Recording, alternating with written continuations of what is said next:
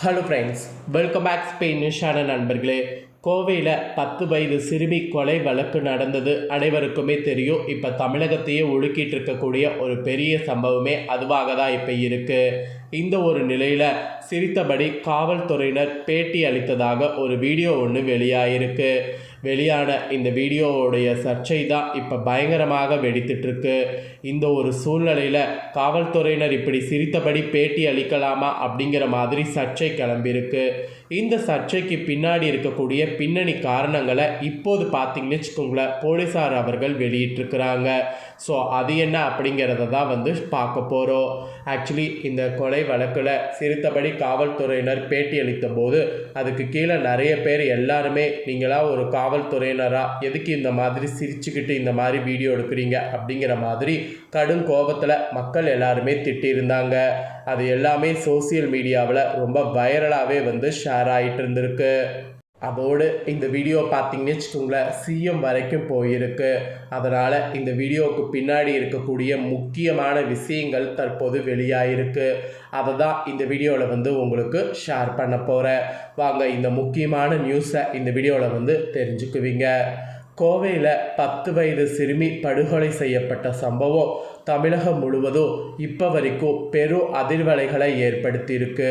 இத்தகைய சோகமான தருணத்தில் இந்த விவகாரம் தொடர்பாக செய்தியாளர்களுக்கு நேற்றைய தினம் மேற்கு மண்டல IG Ramya Bharathi, DIG Saminathan, SP Pavankumar Reddy உள்ளிட்ட காவல்துறை அதிகாரிகள் சிரித்தபடி பேட்டியளித்ததாக வீடியோ சமூக வலைத்தளங்களில் வெளியாகி பெரும் சர்ச்சையை கிளப்பி வருது. ஆனால் சிலர் அது ஏஐ வீடியோ தவறாக சித்தரிக்கப்பட்டது என்று தெரிவித்து வருவது இன்னொரு பக்கம். உண்மையாலுமே நடந்தது என்ன அப்படிங்கிறத தான் இந்த வீடியோவில் இப்போ நான் உங்களுக்கு விளக்கமாக ஷேர் பண்ண போகிறேன். ஸோ விளக்கமாக வாங்க அதை தெரிஞ்சுக்கலாம். கோவை மாவட்டம் சூலூர் பகுதிக்கு பாதிக்கப்பட்ட சிறுமியின் குடும்பம் 20-25 நாட்களுக்கு முன்பு தான் குடிவந்துள்ளதாக அந்த இடத்துல சொல்லப்படுகிறது. இந்நிலையில் அந்த சிறுமி பார்த்தீங்கன்னு வச்சுக்கோங்களேன், கடந்த 22ஆம் தேதி மாலை 5 மணி முதல் இரவு 10 மணி வரை வீட்டின் வாசலில் பார்த்தீங்கன்னு வச்சுக்கோங்களேன் விளையாடி கொண்டிருந்ததாக சொல்லப்படுது. அப்போ தான் திடீரென்று மாயமான நிலையில் பல்வேறு இடங்களில் அவங்களுடைய பெற்றோர் அந்த குழந்தையை தேடி இருக்கிறாங்க. எங்கு தேடியும் கிடைக்காததால் உடனடியாக சூலூர் காவல் நிலையத்தில் பெற்றோர் புகார் கொடுத்திருக்கிறாங்க. இந்த நிலையில் கண்ணம்பாளையம் செல்லக்கூடிய வழியில் குளக்கரை பகுதியில் உள்ள தென்னந்தோப்பில் நேற்று முன்தினம் இரவு சிறுமியின் உடல் கண்டெடுக்கப்பட்டது. பெற்றோர் அளித்த புகாரின் பேரில் குற்றவாளிகளை கண்டுபிடிக்கக்கூடிய நடவடிக்கைகளில் போலீசார் தீவிரம் காட்டினர். அதன் ஒரு பகுதியாக அப்பகுதியில் உள்ள சுமார் 250 சிசிடிவிகளை ஆய்வு செய்தபோது பக்கத்து வீட்டில் வசிக்கக்கூடிய கார்த்தி பழக்கத்தின் பேரில் சிறுமியை பேசிக்கொண்டு அழைத்து சென்றது தெரிய வந்தது.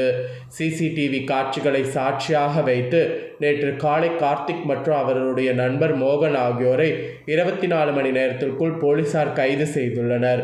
மேலும் கார்த்தி மீது போக்சோ உட்பட வழக்குகளும், மோகன்ராஜ் மீது குற்றத்தை மறைத்தல் மற்றும் துணையிருந்தல் உள்ளிட்ட வழக்குகளும் பதிவு செய்யப்பட்டிருந்தது. இப்படியான சூழலில் நேற்றைய தினம் இந்த சம்பவம் குறித்து மேற்கு மண்டல ஐஜி ரம்யா பாரதி செய்தியாளர்களிடம் விளக்கம் அளித்தார். அப்போது கூட டிஐஜி சாமிநாதன் மற்றும் எஸ்பி பவன்குமார் ரெட்டி உடன் இருந்திருக்கின்றனர்.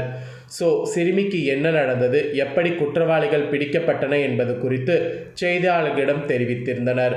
அப்படி பேட்டி அளிக்கும் போது தான் மேற்கு மண்டல ஐஜி ரம்யா பாரதி சிரித்ததாக புகைப்படம் ஒன்று சமூக வலைத்தளங்களில் பகிரப்பட்டிருந்தது.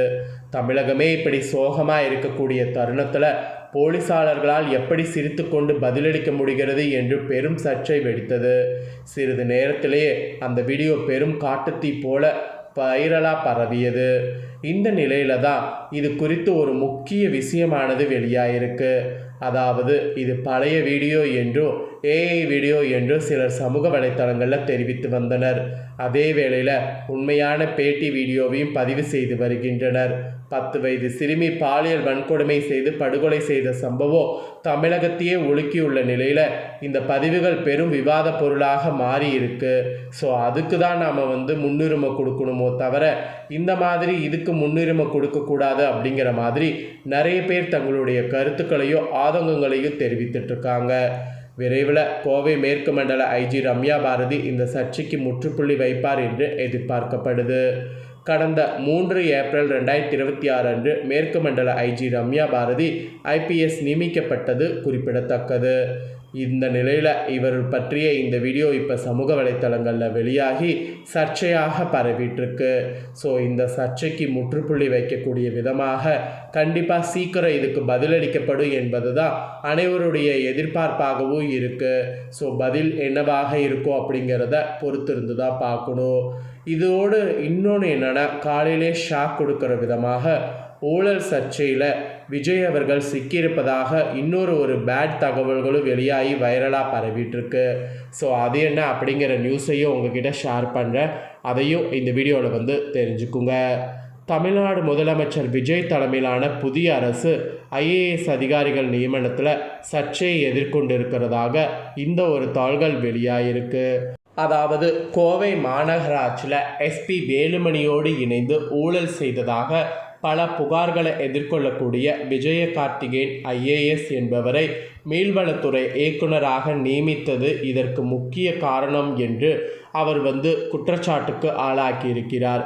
அதாவது இவரை மீன்வளத்துறை இயக்குநராக நியமித்தது தான் இந்த முக்கிய ஊழலுக்கு காரணம் என்பது இப்போ சமூக வலைத்தளங்களில் பேசும் பொருளாக மாறியிருக்கு. இவர் மீது லஞ்ச ஒழிப்புத்துறையில் குற்றப்பத்திரிகை தயாராக இருக்கக்கூடிய சூழலில் இவருக்கு இந்த முக்கிய பொறுப்பு வழங்கப்பட்டுள்ளது அரசியல் வட்டாரத்தில் ஒரு பெரு விவாதத்தை கிளப்பியிருக்கு. ஊழலுக்கு எதிரான சமூக அமைப்பான அறப்போர் இயக்கம் இந்த நியமனத்திற்கு எதிராக கடுமையான ஊழல் குற்றச்சாட்டை முன்வைத்திருக்கு. ஒரு வாரத்தில் ஊழலை ஒழிப்பதாக கூறிவிட்டு குற்றப்பத்திரிகையில் பெயருள்ள ஒரு அதிகாரியை வைத்து எப்படி ஊழலற்ற ஆட்சியை நடத்த முடியும் என்று அவர்கள் சரமாரியாக கேள்வி எழுப்பியிருக்கின்றனர். தேர்தலுக்கு பின் முக்கிய பொறுப்பு உள்ள முதலமைச்சர் விஜய்க்கு இந்த ஐஏஎஸ் அதிகாரி நியமன விவகாரம் தற்பொழுது ஒரு புதிய நெருக்கடியை ஏற்படுத்தியிருக்கு. அதனால் இந்த நெருக்கடியை எப்படி சமாளிக்க போகிறாரு என்பது இப்போ வரைக்கும் ஒரு கேள்விக்குறியாகவே இருக்குது.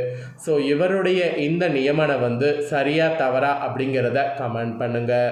அதோடு அந்த ஐஏஎஸ் சிரித்த வீடியோ வெளியாக இருக்கிறது உங்களுக்கு உண்மையாலுமே அது வீடியோவா இல்லை ஏஐ வீடியோ மாதிரி தெரியுதா அப்படிங்கிறதையும் கமெண்ட் பண்ணுங்கள்.